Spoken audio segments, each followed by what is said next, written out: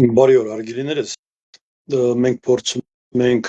Գեորգ Գրիգորյանի հետ եթեր դուրս գալ, բայց շուտ տեխնիկական խնդիր կա, չի ստացվում։ Հիմա ես փորձեմ իրեն հրավիրել, միգուցե մեր մոտ այսպես կստացվի։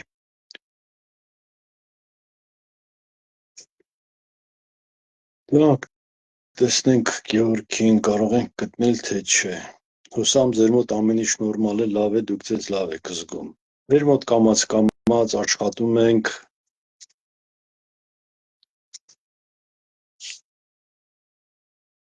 Так, Գև Գրիգորյան։ Так, Գև։ Դա քերոր չի վերում։ Քրի, օքեյ, ոնց որ ինձ տեսավ Գեորգը։ Նորից փորձենք մեկ անգամ, ինձ ֆրիդեն։ Հիմա միգուցե Գեորգը կմիանա, չգիտեմ, փորձում եմ իրեն կապել։ Ջան, օքեյ, արդեն կապի մեջ ենք, միացնում ենք, բարի ողջույն։ երեկո ապրեցի տանջալի վիճակը, այս Facebook-ը արդեն հասկացել է, որ ինքը գործ ունի ուժեղների հետ, ոնց հասկանում եք, չէ՞։ Արամ ջան, մի հատ ընդեղ ասեք թողել մի հատ նայել մենք երևում ենք, թե ոչ, եղբայր։ Այո։ Նորմալ է ամեն ինչ։ Ինչ նորմալ Ես մի հատ միանամ իմ էջի ժողովրդի հետ, որտեղ սպասողները շատ են, գրում են եղբայր ինչ եղավ ձեր Facebook-ի վրա արդեն հարցակում եղավ ու չգիտեմ ինչ, կարա լինի ամեն ինչ էլ, երբ որ մարդ ուժեղնում է, հարցակումներն են ուժեղնում, բարի երեկո սիրելի հայրենակիցներ, Աստված օրհնի բոլորիդ Արամ ջան, շնորհակալություն կապը պահելու համար, իմ մոտից անհնար էր եղբայր, փորձենք այսօր այս ձև ուղիղ եթեր անենք, տարբերություն չկա դա ինչ էջավակ, տարբերությունը որ հասանելի է բոլորին։ Արամ ջան, ոնց եք։ Շատ լավ, ամեն ինչ լավ, աշխատանքային աշխատում ենք, որ ավելի լավ լինի, հիմա դա էլ գիտես ինչպես է, մեր մոտ Հայաստանում իրադրությունը այնպես է, որ յուրաքանչյուրիս խոսքը կամ գործը մեծ հակառակման է ենթարկվում կամ ճնշումներ կան, հետևաբար սպասել, որ ավելի դյուրին կլինի մեր աշխատանքը, չեմ կարծում, բայց դե մենք պարտավոր ենք մեր աշխատանքներն անելու, այլ տարբերակ չկա։ Ես ուզում եմ մեր հայրենակիցներին ասել, որ մենք պատրաստում ենք, Արամ ջան, շատ կոնկրետ աշխատանքների, որ մեր հայրենակիցները դա իմանան, թե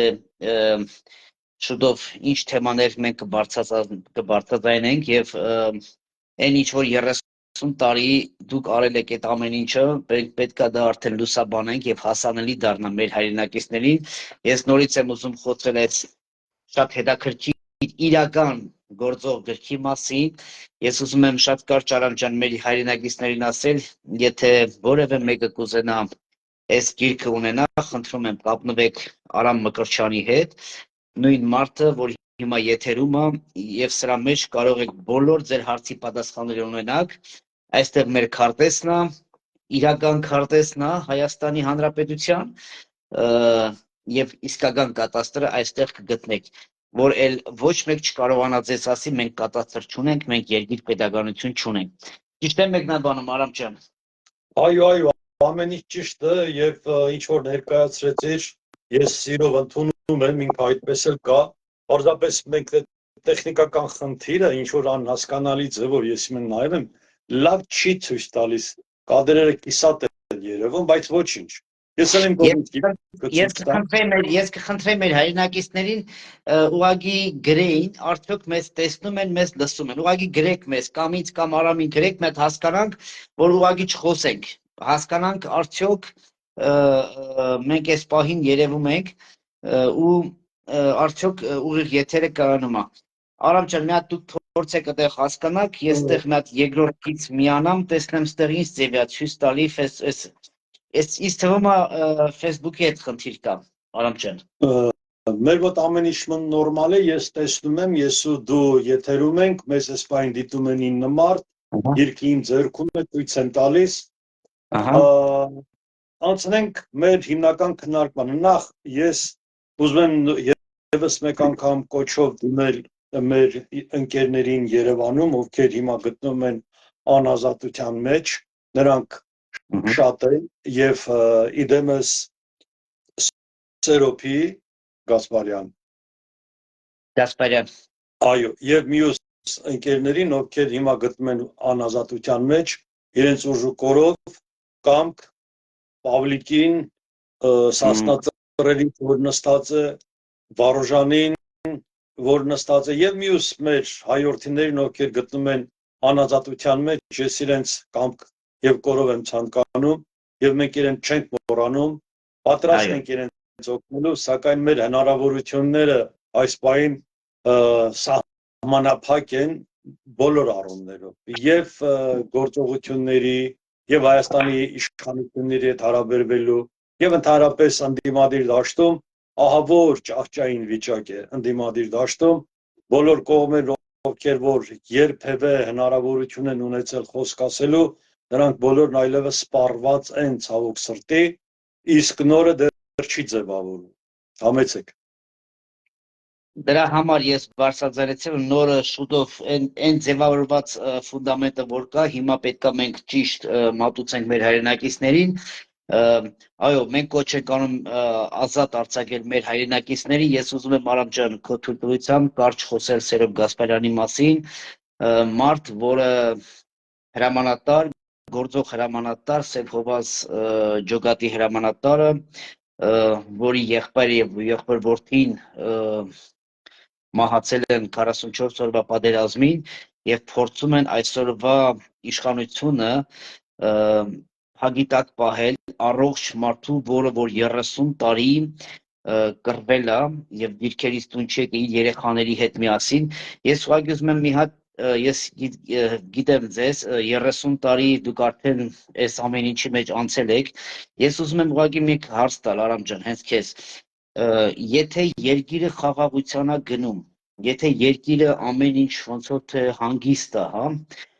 հարց, արդյոք ինչի համար են, ինչ ընդդիմադիրների եւ հերոսների եւ հրամանատարներին փագում այս տեսակ եւ փորձում են նրանց փագիտակ պայել։ Ինչն է խնդիրը, Արամ ջան, ուզում եմ մի հատ մեկնաբանես քո կարծիքը, որ մեր ժողովուրդը հասկանա, արդյոք պետք է այս բանը անել, որ այս բանին հասնել, կամ ինչ որ կարող է օգուտ դա մեր երկրին։ Մի հատ դրա մինուսն ու պլյուսը մեզ ինձ բացատրի, մեկ էլ մեր հայրենակիցներին հասկանալի լինի։ Առաջի կարևոր խնդիրը, որ բոլոր նրանք, ովքեր այսօր իշխանության նստած են եւ ղեկավարում են երկրի, նրանք մեծ վախեր ունեն իրենց կատարած սխալների, իրենց քաղաքական անհեռատես գործողությունների, որի հետևանքով մենք մեծ կորուստներ ենք տվել, մարդկային կորուստներ, երիտասարդ կյանքեր, մենք մոտ 10,000 զոհ ու վիրավոր ենք տվել, եւ դրանք մեր երիտասարդներն են, մեր սերունդներ, նրանք պետք է ամուսնանային, նրանք պետք է երեխաներ ունենային, նրանք պետք է զարգացնեին մեր ազգը, ցավոք սրտի, նրանք այլևս չկան, իսկ ովքեր որ կան, նրանք վիրավոր են, անդամալույծ են, հաշմանդամ են եւ այսօր այդ մեղքը կատարած իշխանություններն են, որ պետք է պատասխան տան, իսկ պատասխան պահանջողները նրանք են, ովքեր կարողանում են պահանջ ներկայացնել ուժի կիրառման միջոցով կամ այլ գործիքակազմով, ովքեր Հայաստանում են։ Նրանց նկատմամբ կիրառվում է արգելափակման գործողությունները, որը տրամաբանական է, վախը ստիպում է նրանց կատարել գործողություններ, որոնք ուղղակիորեն օրենքից դուրս են, մասնավորապես կալանքը մարդկանց նկատմամբ, ովքեր զենքը ձեռքներին պաշտպանել են հենց իրենց այդ իշխանավորների շահը, որպեսզի նրանք այսօր լինեն ազատության մեջ եւ ղեկավարեն երկիրը։ Դու պայմանական, նրանք հայրենիք են պաշտպանել, բայց հայրենիքի մեջ նաեւ նրանք էին։ Այսօրվա իշխանությունների խորքային վախը,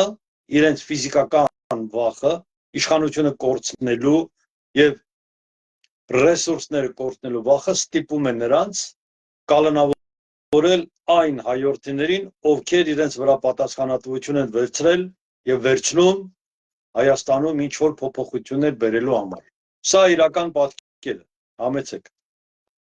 Ուրեմն Արամ ջան, ես լինելով Սև Հովաս ջոկատի պատասխանատուն Ավստրիայի Հանրապետությանը, ես կոչ եմ անում այսօրվա այն մարդկանց, որ փորձում են մեր հերոսին,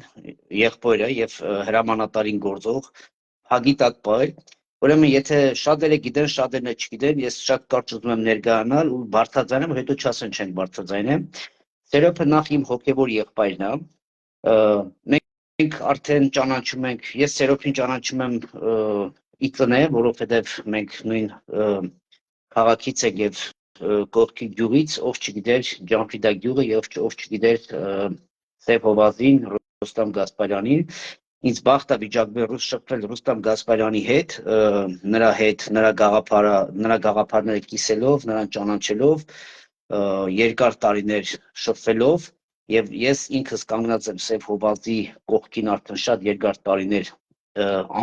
ամեն հարցերում, ես ասում եմ նորից ազատեք Սերոբ Գասպարյանին։ Եթե փորձեք նրան էլի երկարացնել կամ ինչ-որ շինցու գործեր, ես պատրաստում եմ Արամ ջան տարբեր հարթակներում բարձրացնել եվրոպական հարթակներում, ես պատրաստ եմ ամեն ինչ անելու արդարությունը վերականգնելու, որտեղ այս տեսակ նրանք առաջինը ես խոսում եմ բարոյական իրավունքից, որ նա իմ եղբայրն է հոգևոր, երկրորդը ես խոսում եմ, որ նա իմ հրամանատարն է, որի կարիքը ոչ թե մենակ ես ունեմ, այ մեր հայ ազգը ունի, որ այսօր հովազները կանգնած են սահմանում առանց հրամանատարի, որը դա աբսուրդ է։ Չկա ասես մի երևույթ, որ հրամանատարին փագեր եւ զորքը այսօր կանգնի առաջ դիրքերում։ Սա աբսուրդ է, Արամ ջան։ Դրա համար ես կոչ եմ անում ու ես գիտեմ, որ մեր սիրելի հայրենակիցները ինչ ճանաչելով բոլորս միասին կպահանջենք, շուտով էլի դատերը սկսվել է, ես խնդրում եմ ձեզ իմ սիրելի հայրենակիցներ, Ռուստամը եւ իր տղան տվել են իրենց կյանքը իմ եւ ձեր համար։ Եվ այսօր մենակ նստենք ինտերնետի դեմ ուղղակի լսենք ու կոմենտներ գրենք դրանով հավատացնում եմ ձեզ, ոչ սահման կպահեք, ոչ էլ Սերոբ Գասպարյանի տեսագին ազատության կոչը կանեք։ Շուտով կլինեն դատերը եւ իմ կոչն է, որ բոլորս պահանջատերը լինենք, ոչ թե մենակ Սերոբ Գասպարյանին, այլ մնացած մեր կռված տղեկ, որ իրանց կյանքը դրել են, ես ուղղակի խնդրում եմ ձեզ, որ բոլորս ոտքի կանգնենք եւ մեր շնորհակալությունը հայտնենք եւ կանգնենք մեր հերոսի եղբոր կողքին եւ մեր հրամանատարի կողքին։ Շատ շնորհակալ եմ, Արամ ջան։ Այո, գիտես խնդիրը ինչու՞մն է։ Մենք պետք է կարողանանք մի կետից սկսել մեր խոսակցությունը, որպեսզի մեր հանրությունը կարողանա մեզ ոչ միայն ճիշտ ընկալի, այլև մենք կարողանանք հասկանալ, թե ուր ենք գնում։ Հիշում ես, Սասնածռերի ապստամբության ժամանակ քաղաքացիական տարածքում մի տղա հայտնվեց, հաց բերող մնաց անունը։ Ցավոք անունը ես չեմ հիշում, բայց նա մնաց որպես հաց բերող։ Արցախում կռված տղան երբ վիրավորված էր, ուրեմն այս տղան հացը բերեց, հացը հասցրեց, ինքը զոհվեց ու դրանով խնդիրը փակվեց։ Ժողովուրդը չըմբոստացավ հաց բերողի համար։ Ես շատ խորը ցավ զգացի, ասեմ ոնց է հաց բերողին որևէ օգնություն չկա, չեն ցանկանում ու դրանից հետո ինձ համար շատ անհասկանալի էր ինչ որ կատարվում էր։ Հիմա արդեն ինչպես Լևոն Տեր-Պետրոսյանն էր ժամանակին ասում էր մեր ժողովուրդը դավաճաններին սիրում է, դավաճաններին չի պատժում է իր հերոսներին։ Եվ Լևոն Տեր-Պետրոսյանն այդ խոսքը այսօր աշխատում է մեր երկրում։ Ու մենք այսօր մեր մոտ ոչ թե պատժում են դավաճանին, այլ պատժում են հերոսներին։ Նրանք ովքեր պատրաստ են քայլ անելու երկիրը ափից հանելու, ինչ որ մի կերպ խնդիր լուծելու։ Սա շատ ծանր վիճակ է, ես դա չեմ կարողանում մինչև վերջ ընկալել, բայց ես հասկանում եմ խնդիրը։ Հետևաբար իսկ ձեր խնդիրի Արամ ջան, կներեք, ձեր կոչը եւ խնդիրի լուծում հասկանալը 30 տարի դուք այս ամեն ինչի մեջով անցել եք։ Իմ կոչը սիրելի հայ ժողովուրդ, սիրելի երիտասարդություն, սիրելի միջին սերունդ, սիրելի ավագ սերունդ, սիրելի ավագ սերունդի ներկայացուցիչներ, ովքեր ճանաչում են ինձ։ Ես խոսքս առաջին ուղղում եմ ձեզ։ Դուք սպառել եք ձեր ռեսուրսները, միջին սերունդին փոխանցեք ձեր գիտելիքները, որպեսզի նրանք էլ կարողանան երիտասարդ սերնդի հետ աշխատել եւ մենք երեքով միասին որպես մեկ ուժ կարողանանք մեր երկիրը այս վիճակից դուրս բերել։ Առանցին հնարավոր չի կյանքի կոչել որևէ ծրագիր։ Սա իմ կոչը մեր ժողովրդին, հատկապես երիտասարդներին եմ կոչ անում։ Մի վախեցեք որևէ մեկից։ Կապ հաստատեք, միավորվեք եւ միայն միավորումով է հնարավոր երկիրը այս վիճակից դուրս բերել։ Համեցեք։ Շնորհակալություն Արամ ջան, մեկ թեմա էլ շատ կարճ անդրադառնանք, որովհետև հետո նոր արդեն կանդրադառնանք Արամ Մկրտչյանի եւ նրա գործողությունը սենատի եւ մնացած մեր հարցերից, որ ժողովուրդը հասկանա թե ով ենք մենք եւ ուր ենք տանում, ուր ենք ուզում եւ ինչ ենք ուզում անել։ Ես ուզում եմ մի քիչ մենք բաց խոսենք մեր հայրենակիցների հետ, որ հասկանան եւ ուսումնասիրեն։ Ոչ թե որ մենք ամեն շաբաթ մեր խոսակցությունը մի քիչ ես փակագծերը բաց անեմ,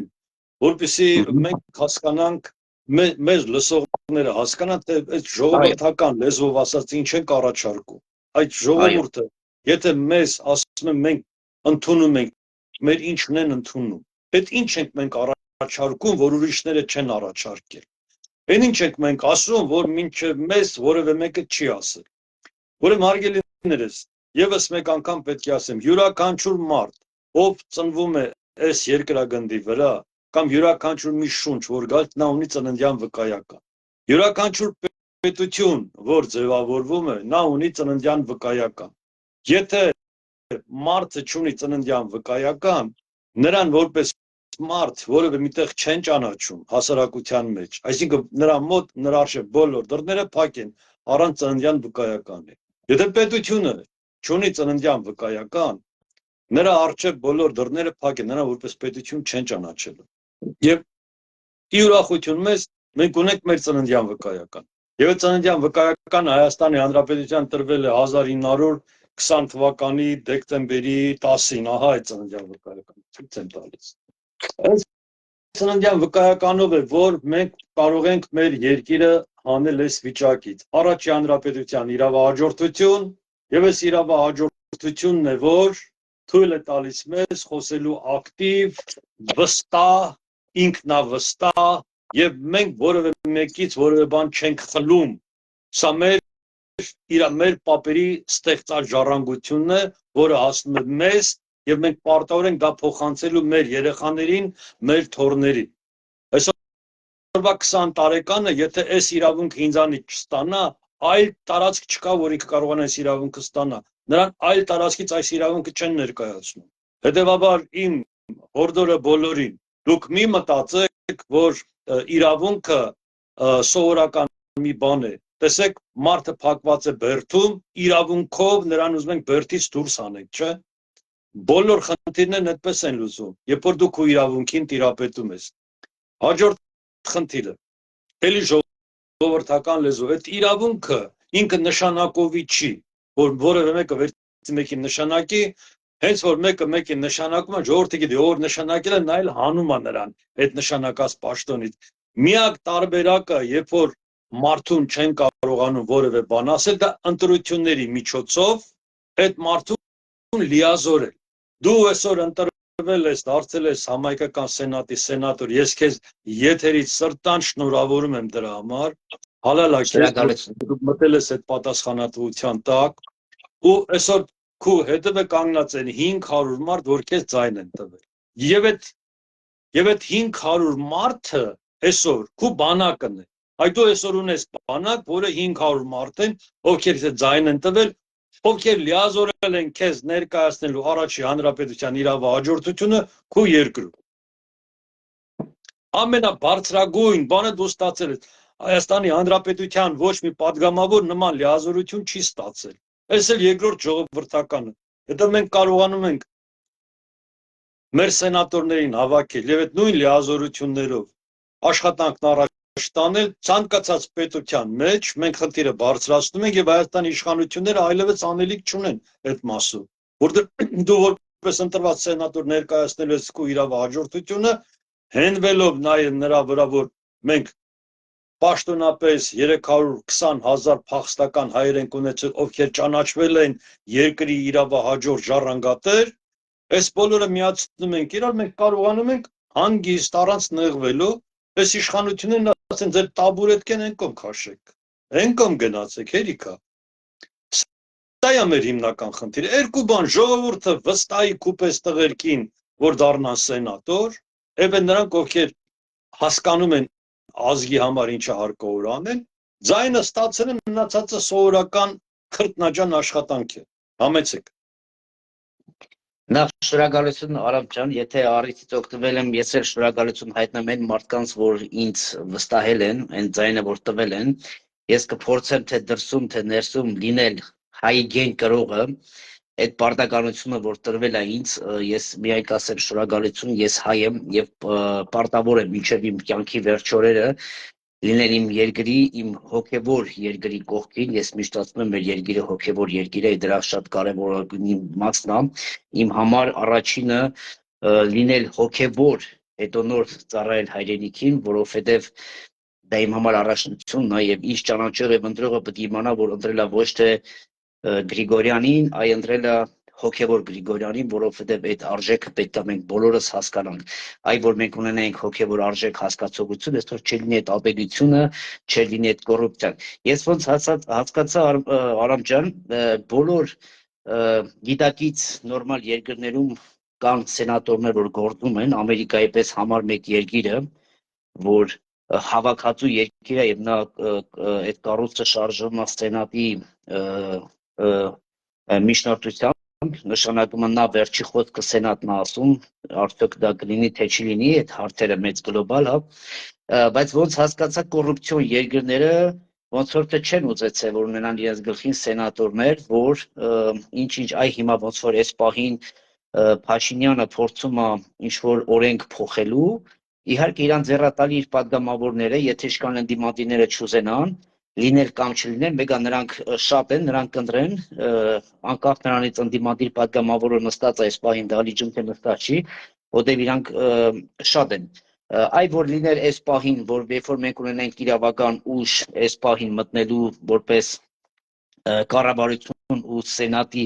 այն գործողությունը պետք է ուզեր չուզեր մեր հետ հաշվի նստեր։ Հիմա սա է մեր սիրելի հայրենակիցներին հասկացնենք, որ մեզ պետք են ձեր աջակցությունը, ունենանք լիարժեք քանակից մենք խոսենք հիմա, Արամ ջան, սենատորներ, որ փորձենք մտնել իշխանության մեջ եւ փորձել ստիպել եւ առավելությունը ինչու՞մ է, որ հեսա մենք կանդրադառնանք մյուս եթերներով, մենք փորձելու ենք, այո, մեդիա դաշտը մտնելու եւ փորձելու ենք այն 30 տարի Արամ ջան, որ դուք աշխատել եք այդ թղթերի մնացած մեր եղբայրների հետ, շատ արագ մեդիա դաշտը մենք մտնելու ենք եւ փորձելու ենք հանրայնացնել այս ամեն ինչը, որտեղ մենք ժամանակ չունենք, սա շատ կարեւոր է եւ փորձելով մեր այն իրավունքները, որ դրսում ենք, փորձենք, որ բոլոր եվրոպական գրնի թե տարբեր կառույցներում, տարբեր սենատորների հետ փորձել հասկացնել, որ այս ամեն ինչը դուք եք ընտրել, դուք եք արել ու հիմա ինչ որ մեկը ուզում է էսի մխսի։ Մենք դրա իրավունքը ունենք։ Դրա համար մենք փորձելու ենք այս ամեն ինչը դրսում էլ իրավական ուժ ունենանք, ասելով, եթե գերմանացին կամ ավստրիացին այսօր ստորագրել է 350,000-ի համար, որ նրանք փախստական են եւ նրանք կարող են գալ Ավստրիայի կամ Գերմանիայի կամ Ամերիկայի Հանրապետության ապրելու ու այսօր մաշեցնելով ինչ-որ 100 հոգի մաշեցնելով 30 տարի բերում են այդ ամեն ինչը ուղղակի վերացնելու։ Հիմա մենք պետքա փորձենք այդ ամեն ինչին շունչ տանք, Արամ ջան, խնդրեմ, ոնց են շունչ տալու այդ ամեն ինչին, որը իրավական ուժ ունի։ Այնպես չի, որ մենք նոր ենք սկսում այս ամեն ինչը, խնդրեմ։ Առաջինը մենք խնդրին պետք է մոտենանք այն ներքին փիլիսոփայությունից, որը 3 արմատ ունի։ Մենք հավատում ենք, մենք նպատակ ունենք, մենք կարող ենք։ Այս 3 կարևոր էլեմենտները պետք է յուրաքանչյուր աշխատանքի մեջ լինի։ Առանց հավատի որևէ բան տեղի չի ունենա։ Առանց նպատակի խնդիրները չեն լուծվում եւ առանց հաղթանակի կամքի եւ կարողության։ Սրանք մենք պետք է բոլորը միացնենք իրար եւ կարողանանք հասարակությանը տալ նորմալ օրակարգ։ Առաջինը եւ ամենակարևորը, յուրաքանչյուր հայ պետք է իմանա, որ ինքը ժառանգական սեփականատեր է։ Այս դու ապրում ես արևմուտքում, Ավստրիայում գիտես ինչ է նշանակում ժառանգական սեփականատիրությունը կամ սեփականության իրավունքը։ Անփոփոխ իրավունք 100 տարի հետո էլ գաս այդ սեփականությունը քունն է, եթե վաճառված չի։ Ուրեմն հայ ժողովրդի համար հարկավոր է սա վերադարձնել։ Երկրորդը մենք նպատակ պետք է դնենք եւ այդ նպատակը պետք է լինի շատ բարձր նպատակ։ Հայաստանում նպատակը իջեցրել են այն աստիճանի, որ մինչև առաջի պաշտոնական աթոռը, մինչև առաջի թանկ մեքենան, մինչև առաջի լավ կոստյումը, մինչև առաջի լավ հեռախոսը, հարկավոր է այս բանից դուրս գալ։ Նպատակը պետք է բարձր լինի, մենք ունենք պետություն եւ այդ պետության իրավունքը մեզ բոլորիս համար 214,000 քառակուսի կիլոմետրի վրա է տարածվում, այլ ոչ թե 29,743-ի, ինչպես ասում էր Նիկոլ Փաշինյանը։ Հետևաբար յուրաքանչյուրը պետք է դա ընդունի որպես իր սեփականության վկայական, իր իրավունքը։ Սրանք շատ կարևոր մանր բաներ են թվում, բայց իրենք ամենակարևորներն են։ Ու սրանից հետո նոր մենք կարողանանք միասնաբար այս խնդիրն առաջ տանելու եւ այստեղ կապ չունի թե մարդը որ երկրում է ապրում, Ռուսաստանի հայերը նույնպես ընտրվելով սենատոր կարողանում են Ռուսաստանում ներկայացնել այս խնդիրը։ Մի քիչ այնտեղ ավելի դժվար է, քան մեր մոտ Եվրոպայում, բայց կլինի։ Դու ծանոթացել ես արդեն Միացյալ Նահանգների մեր գործընկերներից մեկի հետ։ Իրենք պատրաստ են այդ խնդիրներն առաջ տանելու։ Պարզապես պետք է թիմային աշխատանք տեղի ունենա։ Մի նախադասություն խոսքը փոխանցեմ քեզ։ Քանի դեռ Հայաստանում չեն կարողանալ կենտրոնանալ, որ առանց սենատի հնարավոր չի լուծել, որտեղ մեկ պալատով Հայաստանի Հանրապետության ու Սփյուռքին անջատելով կոտրում են ընդհանրապես արդեն այն մնացած 3 միլիոնի ողնաշարն ով այսօր Հայաստանում ապրում են։ Մենք խորապես գիտակցում ենք, չէ, որ Հայաստանում մեր քույրերը, մեր եղբայրներն են ապրում, ուրիշ մարդ չեն։ Ամեն օր նրանց հետ շփվում ենք։ Սա է խնդիրը։ Պետք է ունենանք երկու պալատանոց ինստիտուտ, սենատ, որ պարլամենտ, սենատ իրար հետ աշխատեն, ինքը չկարողանա օգտագործի թույլություններ, այսինքն մենք Սփյուռքը կարողանա ճնշման մեխանիզմը եւ իրավունքը կիրառի վետոյի սկզբունքից ելնելով։ Համեցեք։ Ուրեմն Արամ ջան, ես արդեն աշխատում եմ մեր հայրենակիցների հետ, նրանց ում որ ես գիտեմ արդեն երկար տարիներ, թե ինչ դիրքում են նրանք, ես փորձում եմ խոսել նրանց հետ եւ հասկանալ նրանց գործողությունը Եվրոպայում, տարբեր երկրներում, այդ 30-25 տարի մնալով այստեղ ինչ են արել հայանպաստ, ես փորձում եմ այն ով որ չի արել, ուղղակի փորձել վերցնել իրենց մարդկային ռեսուրսի ուժը, խորհրդակցել, խոսել, ես նորից ասում եմ, ես գիտեմ, որ սա հարյուրավոր մեր հայրենակիցներ մեզ տեսնելու են, ես բաց եմ այս մեր Արամ եղբայրը ինչի մասին որ խոսում է, խորհրդակցենք, եթե ունեք հարցեր գրեք մեզ, թե ինձ, թե Արամ ախորը, գրեք ուղղակի հասկանաք, թե եթե կուզեք մեր հետ համագործակցելու, ես նորից եմ ասում, որ սխալ չհասկանաք, իմ համար Արամ ջան, ես կարող եմ մենակ իմ տեղն ասել, սա ոչ թե պաշտոնա կամ ինչ-որ պաշտոնի կռիվ կամ գումարի կամ ինչ-որ կայանալու, ես նորից ասում եմ, ես հայ եմ եւ եթե ես զգում եմ, ես նախքան իմ ուղիղ եթերների մեջ ասեցի, բիզնեսմեն լինելով, ես նայում եմ տարվա բիլանսը, եթե ես մինուս եմ տալի, ուրեմն ես պետքա կանգ առնեմ, եթե ես հաջորդ տարի նույն ձևի սկսեմ այդ բիզնեսը ավելի կկորցնեմ։ Հիմա մենք ապացուցեցինք այս գրքի շնորհիվ շնորհակալ մեր Արամ Մկրտչյանին, որ ունենք մենք 240,000 քառակուսի կիլոմետր տարածք եւ մենք կորցրել ենք 100 տարվա մեջ 85%-ը, եթե չեմ սխալվում Արամ ջան, հա։ Հիմա 30 տարվա մեջ ոչ մեկը ես Արամ ջան շատ կարևոր է, որտեղ ես ասում եմ, մենք պետքա հիմա աշխատենք, մենք հետո խոսենք դրա մասին, որ Նիկոլ Փաշինյանը ասում է 30 տարի մենք չենք ունեցել կատաստր։ Լավ, ես հարց եմ տալի, ես այդ իրավական հարցը ձեզ կտամ, քանի որ դուք ասում եք 240, եւ ես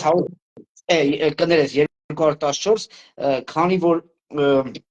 դա հաստատված ես մի պիտի հարց տամ շատ sense ռադիկալ ձևով, իրանք մաշացնելով մենք եկի հասել են 29000-ի։ Հիմա ես ուզում եմ ուղղակի մի հատ նորից իրավական հարց տամ, որտեղ ես գիտեմ, որ այս խոսքը մենք վերելու ենք հասցնենք տարբեր դատական աբյոմներում, որ 32 տարի առաջ ինչ քարտեզ ունեինք, 31 տարի առաջ ինչ կատաստր ունեինք։ Ոչ մեկ չի հարցնում, ոչ ընդդիմադիրը, ոչ քաղաքական գործիչները, ոչ հատուկ, չգիտեմ, փորձագետները, ոչ մեկ չի հարցնում։ Ասում են, լավ, ինքը ուղղակի ասում է։ 30 տարի մենք չենք ունեցել կատաստր։ Նշանակում առաջինը նախ ինքը մեր ընտրված ղեկավարը չի ուրեմն օրենքով, դա թույլ չի տալի, հա, adekvat չի ինքը, նշանակում է ինքը ուղղակի դրված է, որ ամեն րոպե ինքը սրանով տանում է Արամ ջան, դաժե իրա չպատասխանատու լինելը։ Ինքը պատասխանա, եթե քարտեզ չկա, եթե չկա կատաստր, ինքը պատասխանատվություն չի վերցնում։ Դրա համար ասեց կռվի ժամանակ, այո, ես գլխավոր հրամանատարն եմ, բայց մեղավորը չեմ։ Նշանակում է, ես ոչ մի բան եմ, ընտրել եք, ուղղակի եկել նստել եմ, չընտրեք։ Հեմ էլ ասում, չընտրեք, չեք ուզում դուրս գամ։ Հիմա Արամ ջան, եթե մենք այս 100 տարվա մեջ 85%-ը մենք տակ ենք տվել, հիմա պետք է մենք կանգ առնենք, թե չէ, թե մի 20 տարի հետո կամ մի երևի 20 տարի շետի հետ ուղղակի երազել, 2 տարվա մեջ էլ այս 2900-ը մաշեցնենք եւ վերջ։ Սա է մեր ուզածը։ Ոնց կանգնեցնենք եւ ոնց գնանք առաջ։ Ում օգնությամբ պետք է լինի, եվրոպացիների, ամերիկացիների, ռուսաստանցիների, թե մեր հայրենակիցների օգնությամբ։ Իրանք են տերը այս ամեն ինչի եղել եւ մեր պապերը։ Խնդրեմ։ Որ չասեն հանկարծ Արամը կամ Գևը Եվրոպա մետ, Ամերիկա մետ կամ Ռուսա մետ, ես հայա մետ եմ, բայց եթե այսօր Եվրոպա մետը եւ Ռուսա մետը կամ ռուսը կամ ամերիկացին մի լավ բան կառաջարկի, որ իմ 29000-ը պլյուս լինի, ոչ թե մինուս, իհարկե մենք կհամագործակցենք։ Արամ ջան, խնդրեմ։ Շնորհակալություն։ Մի կարևոր բան կա, որ պետք է ասենք։ Ուրեմն ժողովուրդը երբ որ ասում է, բա Նիկոլն ասում է մենք կադաստր չունենք, Նիկոլը վեճը քաղաքական դաշտից տեղափոխում է ակադեմիական պատմագրության, հասարակագիտության եւ իրավագիտության տարածք։ Մի անգամ ուրեմն Հայաստանի պատմագիտության, հասարակագիտության եւ իրավագիտության դոկտորները, պրոֆեսորները, մասնագետները պետք է իրեն հանրային պատասխան տալին, ասի պարոն վարչապետ, մենք պարզապես հասկանում ենք, որ դուք նյութին չեք տիրապետում, ձեզ տեղեկացնում ենք, որ Հայաստանի Հանրապետությունը ունի կադաստր եւ այդ կադաստրը գտնվում է այստեղ։ Ուրեմն այդ Հայաստանի Հանրապետության 3 ոլորտների մասնագետները ձայն չեն հանել։ Որևէ մեկը ձայն չեն հանել, եթե ձայն հանած լինեին, դու կլսեիր։ Վեճը ես վերցրել եմ իմ վրա։ Հայաստանի Հանրապետության վարչապետի հետ վեճը ունենք կադաստր թե չունենք, ես վեճը վերցրել եմ իմ վրա եւ միակողմանի գիրքը տպելուց հետո շնորհակալություն Աշոտ Մելքոնյանին, Հայաստանի Գիտությունների Ակադեմիայի Պատմության ինստիտուտի տնօրենին, որի վրա վերցրել բարձր պատասխանատվությունը դառնալ ինձ հետ կողմ այս գիրքը հրատարակման գործում եւ ցույց տալ, որ կարելի է նաեւ պարկեշտ հրատարակել գիրքը եւ ժողովրդին մատուցել, որտեղ մի դեպքում երբ որ Արամ Մկրտչյանը որպես հեղինակ է, մի դեպքում երբ որ Հայաստանի Գիտությունների Ակադեմիան է արդեն հրատարակում գիրք, ուրեմն ավելի բարձր է արժևորվում գիրքը բոլորի համար։ Հիմա ես վեճը վերցրել եմ իմ վրա, Հայաստանի Հանրապետության վարչապետին ասել, դուք սխալվում եք, հարգելի Հայաստանի Հանրապետության վարչապետ, Հայաստանի Հանրապետությունն ունի կադաստր եւ այդ կադաստրային փաստաթուղթը ընդունվել է 1920 թվականի դեկտեմբերի 10-ին։ Ես ամեն անգամ կրկնելուց հետո չեմ կարողանում փոփոխություն բերել, քանի դեռ չեն միացել այն ուժերը, ովքեր որ գիտակցում են։ Հիմա հաջորդը դու ասեցիր ռուսամետ, արևմտամետ, չգիտեմ, դրանք դնենք յուրաքանչյուր հայ պետք է լինի պահպանողական հայ, քրիստոնեական, դեմոկրատական կամ քրիստոնյա պահպանողական։ Հեսա միջուկը մեր։ Մեզ աշխարհը ճանաչում է որպես քրիստոնյա ազգ։ Քրիստոնյան չի կարող լինի ազատական, լիբերալ չի կարող լինի քրիստոնյան։ Քրիստոնյան պետք է լինի պահպանողական, առավելագույնը սոցիալ-դեմոկրատ ու կենտրոնանիստ։ Մենք մեր հարաբերությունները Ռուսաստանի հետ պետք է կառուցենք քրիստոնեական խողովակով։ Մենք այլ խողովակ չունենք։ Մեր աղջիկը Ռուսաստանում հարս է գնացել 1000 տարի առաջ։ Մեր թագավորի աղջիկը գնացել է Ռուսաստանում հարս։ Չմշկիկ թագավորի Բյուզանդիայի չմշկիկ կայսրի աղջիկը դարձել է ռուսական թագավորի հարսը, կինը։ Այսինքն մենք պատմականորեն ունենք այդ հիմքերը, որպեսզի խնդիրը ճիշտ ներկայացնենք։ Նույնը Եվրոպայի հետ, Եվրոպայի հետ աշխատելու ժամանակ մենք Եվրոպային հանգիստ առանցնեղվելու ասում ենք դուք եք այս փաստաթղթերը ընդունել, մեր կարծիքը չեք էլ հարցրել։ Հետևաբար մենք ձեր ոչ պահանջ, այդքան էլ ձեր հետ համաձայն չենք, բայց ստիպված 214-ի հետ համաձայնվում ենք։ Ոչինչ։ Հիմա գալիս ենք 29007, այդքան մեծ որ վախեցնում են թուրքը կհարցակվի, թուրքը չի հարցակվում նրա համար, որ դու ասում ես 214 եմ կամ 15000 եմ։ Թուրքը դրա համար չի հարցակում։ Թուրքը հարցակում է նրա համար, որտեղ տեսնում է երկրի ղեկավարը չի պաշտպանում իր պետության շահերը միջազգային իրավունքով, այլ ինքը փորձում է այդ իրավունքը պաշտպանել, ինչքան որ խելքին հասնում։ Այսինքն այդ պահին իրանք բերել են այդ փաստաթուղթը, ասում այս փաստաթղթով պաշտպանել։ Ալիևի խելքին հասել է, որ ինքը իր չեղած առաջի հանրապետության իրավահաջորդն է։ Մենք լինելով իրապես առաջի հանրապետության իրավահաջորդ եւ առաջի համաշխարհային պատերազմի հաղթող պետություն, մենք հաղթող պետությունների հետ պայմանագիր ենք ստորագրել։ Մենք հայ ժողովրդի առաջնորդը գնացել է Ահարոնյանը, Ավետիս Ահարոնյանը հաղթող երկրների հետ պայմանագիր է ստորագրել։ Այս փաստաթղթերը պետք է բերեն դաշտ, ելի մենք պատերազմի մեջ ենք։ Մի դեպքում մենք պատերազմում ենք ոչ թե միայն ապրելու համար, այլ նաև ունենք իրավունք, մի դեպքում մեզ ասում են խելոք մնացեք, ձեզ սպանեն, դուք իրավունք չունեք։ Դուք իրավունք չունեք։ Այս է խնդիրը, ժողովուրդը պետք է ինքը իրավունք ունի, ինքը փաստաթղթեր ունի, եւ այդ փաստաթղթերը հիմնավորված են միջազգային իրավունքով։ Էլի կռվի մեջ ես, բայց իրավական փաստաթղթեր ունես։ Հրամեն։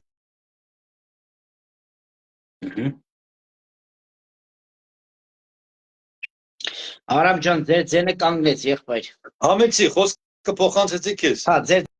ձենը կանգնել է դրա համար։ Okay։ Ուրեմն նայ Արամ ջան, ես հիմա հասկանում եմ ձեզ, բայց հիմա գլեն ես միշտ խոսում եմ այս պահին ոչ թե Գև Գրիգորյանը, խոսում եմ հանդիսատեսը, որը լսում է հիմա։ Մենք հիմա շատերը կասեն, այ ախպեր, հիմի այս պահին մենք կանգնած ենք կռվի բերան, այս պահին այս պահվա մասին խոսեք։ Նայ, մենք խոսում ենք առաջինը ինչա մեր իրավունքը եւ ինչ ունենք մեր ձեռքում, օրինական, ոչ թե ինչ որ նոր մենք ստեղծել ենք, օրինական դաշտում մենք արդեն 100 տարի ինչ ունենք, որը ինքը գործող է, որ մենք կարող ենք դրսում աշխատել։ Դա մեզ չի խանգարում, ներսում կռիվ կլինի, պետք է այո մենք պաշտպանվենք։ Հիմի հարցը բերենք պաշտպանողական։ Okay, դու հիմի ապացուցել ես եւ ապացուցվում է, ապացուցվելու է եւ ավելի, որ մենք ունենք դրսում այն եվրոպացիները, որ այս դոկումենտները ստորագրել են եւ նա գործող է, հասկացան։ Սա ձեր գործնական մնացածի գործն է, որ հիմա աշխատենք մենք։ Դրված է մեր դեմ այս ծրագիրը, մենք պետք է աշխատենք եվրոպացի ասելու լսի եղբայր։ Այս թուղթը իրավունք ունի, բայց հիմա երկրորդ հարցը, մեր երկիրը այս պահում կանգնած է լինել եւ չլինելու, վախացնել են, որ մի հատ բար կա, չէ՞, Հովանես Թումանյանը, թե չծնգացնո կուկու քանի ձակ ունես դու, ամեն օր մի ձակին տանում է, այս վիճակն ենք մենք հիմա հասել, այդ վերսիան աշխատում է իրանց մոտ։ Հիմա այս վիճակում ինչ ես առաջարկում, որպես 30 տարի այս ամեն ինչը ապրած, տեսած, պատերազմ տեսած, ինչ ես առաջարկում այս պահի ներսի հայերի համար։ Okay, լսին հասկացար, մենք մենք հեսա Եվրոպասից մենք լսեք, այս թուղթ այն ինչ որ Փաշինյանը խոսում է, դա ուղղակի ֆանտազիա եւ սուտարի սրիկայություն է, մենք ունենք, մենք հետ հաշվի ենք նստում, բայց թշնամի կանգնած է ուղղակի մի քանի կիլոմետր մինչև Ջերմուկ, չգիտեմ, 50 կիլոմետր կանգնած է այս պահին, որ չգիտենք ինչ ես առաջարկում այս պահին, հենց այս պահին մեր հայրենակիցին, ոչ թե Նիկոլ Փաշինյանին, մեր հայրենակիցին, եթե դու լիներ այս պահին վարչապետը։ Խնդրեմ։ Մեր հայրենակիցները պետք է իմանան, որ մեր տարածքային իրավունքները 214-ը թշնամին այսօր կանգնած է այն սահմանային գծի վրա, որը մենք ասում ենք Հայաստանի Հանրապետության եւ Ադրբեջանի առայժմ չհաստատված միջպետական սահման։ Ինքը պետք է իմանա, որ իր տարածքներից 214-ից կարողացել են պահպանել մեր պապերը եւ ինքը, որ այսօր զայքը ձերքին կանգնած է, ընդամենը 29743-ը։ Բայց ինքը պետք է գիտակցի, որ դա վերջի պահպանված կտորն է, ոչ թե ինքը ամբողջն է։ 1941 թվականին գերմանական բանակը կանգնած է Ստալինգրադի տակ, 45 թվականին ռուսները մտան Գերմանիա, 45 թվականին Գերմանիան բաժանվեց երկու մասի, գերմանացիներն ոչ էին մոռացել որ բաժանված են։ 91 թվականին գերմանյաները միացան իրար իրավունքով։ Հիմա մեր խնդիրը ես իմ սիրելի հայ ժողովրդին, ովքեր Հայաստանում ասում, մի նեղվեք, մի անհանգստացեք, մենք պատերազմի մեջ ենք եւ ըստեղ ձեզ որ խափում են թե եթե դուք համոզվեք մի մետր հետ գնաք ապա թուրքը կստորագրի, նման բան չկա։ Թուրքը չի հարցակվում նրա համար, որ իբրև թե դուք իր հետ համաձայն չեք, ինքը նպատակ ունի։ Այդ ազգը իրավունք չունի, հայ ազգը իրավունք չունի տարածքում ապրելու։ Սա իրանց գեր խնդիրն է, գեր նպատակ։ Մենք էլ պետք է կարողանանք ձեզ օժանդակել իրավական ուժով, որը որ մեր ձեռքին է, մենք այդ իրավական ուժով Եվրոպայում, Ամերիկայի Միացյալ Նահանգներում, Ռուսաստանում բարձրացնում ենք այս խնդիրը եւ այդ սփյուռքի 7 միլիոն այդ իրավունքի ուժով ձեզ օժանդակում են, ճնշում են, գործադրում այդ ինստիտուտների վրա, որ Ադրբեջանի հետ դադարեցնեն իրենց տնտեսական պայմանագրային հարաբերությունները կամ նվազեցնեն այդ հարաբերությունները, մինչև Ադրբեջանն իր ագրեսիայից չավարտի, հետ չքաշվի, հետ չկանգնի, արցախցիների հետ վերադարձի խնդիրը չմտնի քաղաքական իրավական օրակարգ։ Այսպես ենք մենք կարող ձեզ օգնել։ Դուք զենքով այդտեղ կանգնում եք սահմանի վրա, ինչքան հնարավորություն ունեք։ Մենք էլ այստեղ իրավունքով ենք ձեզ պաշտպանում։ Սա է, երկու թևերն իրար հետ պետք է աշխատեն։ Համեցեք։ Արամ ջան, ես հիմա նորից որպես հայրենակից ոչ թե վարող ուժ, այ հայրենակից հարց ունեմ։ Հիմա նայ, հիմի շատերը կասեն, բայց դե ասում եք եվրոպացին այս դոկումենտները, այս ամեն ինչ ինչ որ մեր ձեռքում է հիմա, նրանք ստորագրել են, ինչի 44 տարվա պատերազմում, 4 տարվա պատերազմում, 30 տարվա պատերազմում իմանալով, որ մի թուղթ ստորագրել են եւ իրանց ձեռքով է Եվրոպան է ստորագրել այս քարտեզները իրականում գոյություն ունեն, բայց նրանք լռում են։ Բայց գիտեմ, որ դա օրինական ուժ ունի։ Ինչն է լռելու պատճառը, որ մենք նավթ չունենք, բայց դա նույնը կարան այսօր լռեն, ասեն, լսի, լավ, օքեյ, մտցնենք Բունդեսթագ կամ ինչ-որ պարլամենտ, Արամի բերած թեման, օրինական է, իրանց ստորագրածն է, դուք ու պիտի կներեք, դուք ապացուցում եք, որ էսի օրինական է, բայց այսօր ինքը կախվածություն ունի այդ նավթից, այդ ամեն ինչից, իշքանով կարող ենք մենք ուժ գործադրել, որ մեր թուղթը ավելի ուժեղ է, քան ձեր նավթը, որ այսօր համաձայն եմ, որ չէ, որ մենք իրաց ստորագրած թղթով ենք, մենք ասում, լսի, եղբայր, դուք եք էսը արեք, բայց այս պահին նրանք չեն օգնում։ Նույնը Անգլիան, այսօր Անգլիան համար մեր թշնամին է, որ այսօր կանգնած է Ադրբեջանի կողքին, խնդրեմ։ Եթե մենք մեկ օր առաջ աշխատանքը սկսած լինենք, մենք մեկ օր արդեն մեր նպատակին հասած կլինենք, մեկ օր ավելի շուտ։ Այս աշխատանքը չի արվել։ Այդ իրավունքի դաշտում խնդիրը շատ պարզ են դրել, եթե դու իրավունք ունես, քո իրավունքները խախտված են, ու դու այդ իրավունքի մասին չես խոսում, ուրեմն այդ իրավունքը քեզ պետք չի, ու դու խոսում ես, հաշվի են նստում քեզ այդ եւ քո ներկայացրածի հետ, ինչ որ դու ներկայացնում ես։ Նիկոլ Փաշինյանն ասեց, ես հրաժարվում եմ Արցախից, Հայաստանն էլ 29743 կա։ Ասում են, օքեյ, մենք այնպես կանենք, որ Ադրբեջանը ձեզ ասած 29743-ին էլ մատով չկպնեն, աշխատենք, պահենք, ինչ որ խնդիրներ կլուծեն։ Հիմա այդ արևմուտքը ինքը չի ասում, ինքը պարտավորություն չունի, որ ասի, արևմուտքը Փարիզը ասում էր Արցախի մենք կճանաչենք Արցախի անկախությունը, չճանաչեց, ինչու, որովհետև Հայաստանը չի ճանաչել։ Առաջի գործանողը Հայաստանն է, ինքը պետք է ճանաչեր Արցախի անկախությունը եւ ստիպեր Ֆրանսիային։ Միացյալ Նահանգների 10 նահանգները ճանաչել են Արցախի անկախությունը ժամանակին, բայց իրենք ոչ մի քայլ չարեցին, որովհետև Հայաստանի Հանրապետությունը չի ճանաչել։ Այս խնդիրը շատ պարզ է, դրա համար Հայաստանի Հանրապետությունը պետք է ճանաչի,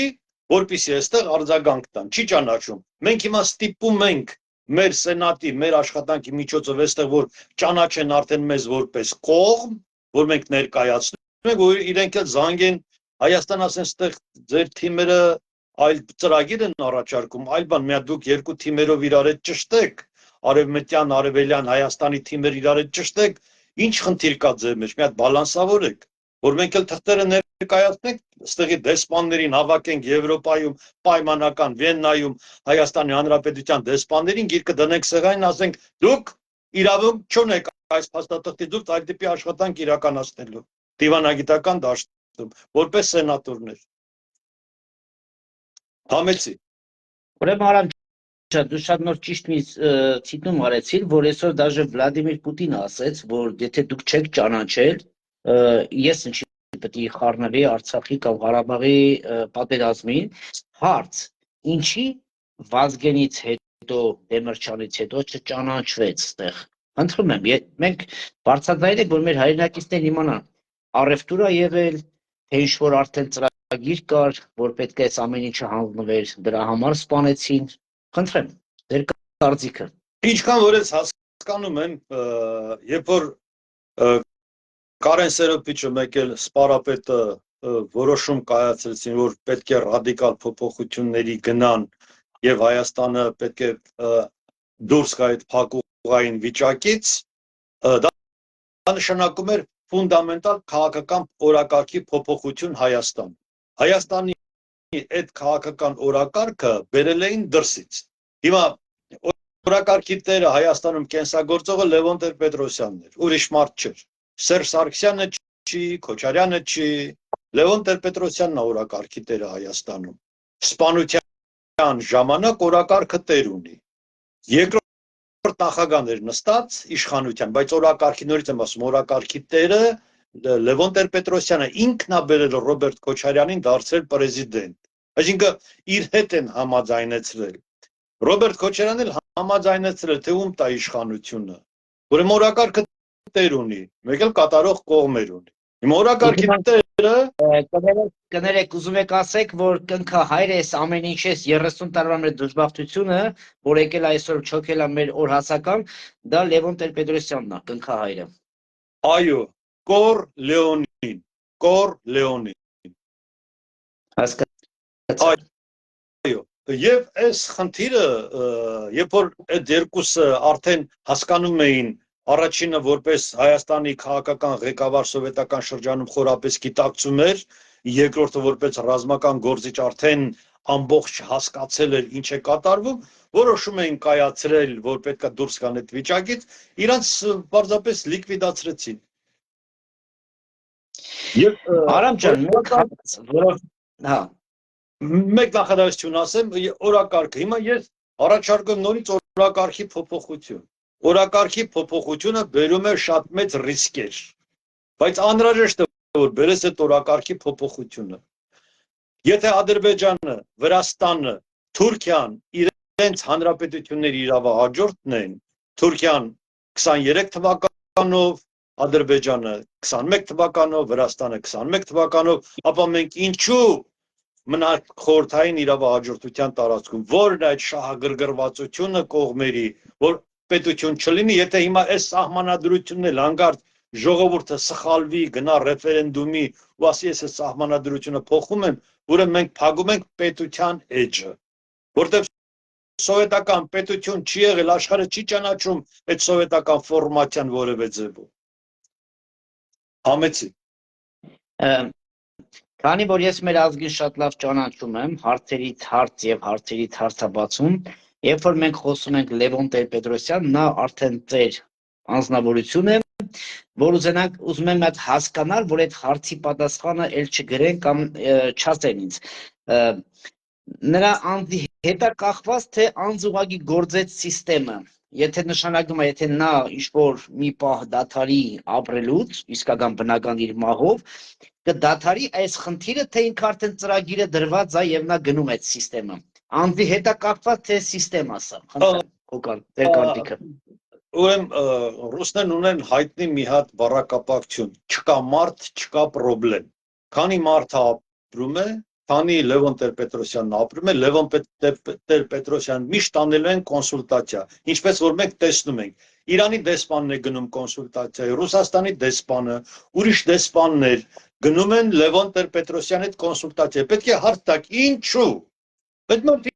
97 թվականի նախագահ չի, ինչու։ Հարցը պետք է ու նորից քանի անգամ կներեք Արամ ջան, քանի պատերազմ եղել է, բոլոր պրեզիդենտները եւ վարչապետը հանդիպել են Լևոնի հետ։ Այո, այո, եւ հետեւաբար, երբ որ մենք ասում ենք, որ դե Լևոն Տեր-Պետրոսյանը ինքը արդեն մեծ է, քաղաքականության մեջ մեծ, ծեր, նիհար, չաղ չկա, կա գլուխ, կա ծրագիր, որի համար ինքը երկու բառ է ասում՝ այո կամ ոչ։ Հանրահայտ Լև Տոլստոյի պատերազմ եւ խաղաղության վեպի էկրանացման ժամանակ մի հետաքրքիր դրվագ կա, որ ասեմ կմիացնես նայել։ Ֆիլիում երբ որ հավաքվում են գեներալներն ամբողջը ու քննարկում են ապագա Բորոդինոյի ճակատամարտի վիճակը, Կուտուզովը քնած է այդ քննարկման ժամանակ։ Մեկ էլ ինքս պատմական գլուխը բարձրացնում է, ասում է վերջացրիք, ասում են, ասում է դե վաղը գնում ենք կռի։ Այդ մարդը ընդեղ նստած Կուտուզովը ընդամենը ինքը մի բան ասում է, ինչ էլ որ դուք խոսակ, վաղը գնում ենք կռիվ։ Հիմա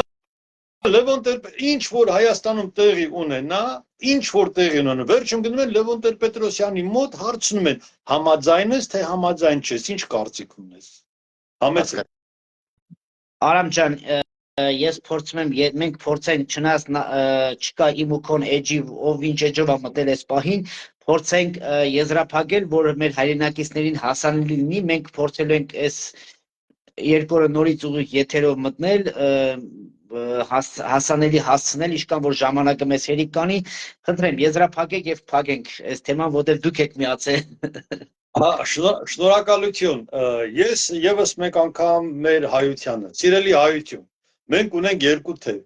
Արևելյան Հայաստանի հայերը եւ Արևմտյան Հայաստանի հայերը։ Ֆիզիկապես նրանք, ովքեր գտնվում են Հայաստանի Հանրապետության տարածքում, նրանք Արևելյան Հայաստանի հայերն են, նրանք ովքեր չեն գտնվում Հայաստանի Հանրապետության տարածքում, նրանք արդեն Արևմտյան Հայաստանի հայեր են։ Այդպես է ձևակերպվել մեր վիճակը։ Հենց որ մենք տեղափոխվում ենք, վերադառնում ենք, այդ առընթիրները փոխվում են, բայց ունենք երկու բլոկ՝ Արևելյան Հայաստանի հայություն 3 միլիոն եւ Արևմտյան Հայաստանի հայություն 7 միլիոն։ Ուրեմն այս 7 միլիոնը պետք է ունենա իրավունք ոչ միայն խոսելու, ասենց ոնց որ մենք խոսում ենք, այլ մուրճից օգտվելու իրավունք, սեղանին խփելու։ Այդ մուրճի իրավունքը դրված է այս գրքի մեջ։ Եթե մենք այդ երկուսը իրար միացնում ենք, Հայաստանի Հանրապետությանը կարողանում ենք այս վիճակից դուրս բերելու։ Սիրելի հայեր, ուրիշ ասելիք չկա։ Իրավունքի ուժ եւ ուժի իրավունք։ Ուժի իրավունքով սերոփի պես տղերքը նստած են բերդում այն կեսը սահմանի վրա, իրավունքի ուժով էլ մենք գտնվում ենք դրսում, փորձում ենք ձեզ որևէ կերպ օգնել։ Այս երկուսը պետք է իրար հետ միանան՝ Արևելյան Հայաստան, Արևմտյան Հայաստան, ուժի իրավունք եւ իրավունքի ուժ։ Ամփոփ եմ այսքանով։ Շնորհակալ եմ քեզ եւ մեր ունկնդիրներին, որ մեր հետ էին։ Հաջողություն։ Հաջողություն Արամ ջան, Աստված օրհնի բոլորիդ։